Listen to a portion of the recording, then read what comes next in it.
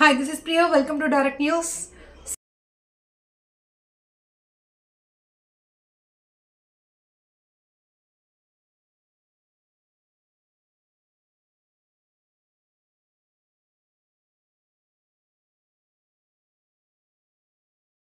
National జాతీయ స్థాయిలో పనిచేస్తుంది. అంటే జాతీయ స్థాయిలో పిఎం వరకు ఎవరున్నారు, మన వాళ్ళు దాదాపు అక్కడ చాలా మంది ఉన్నారు.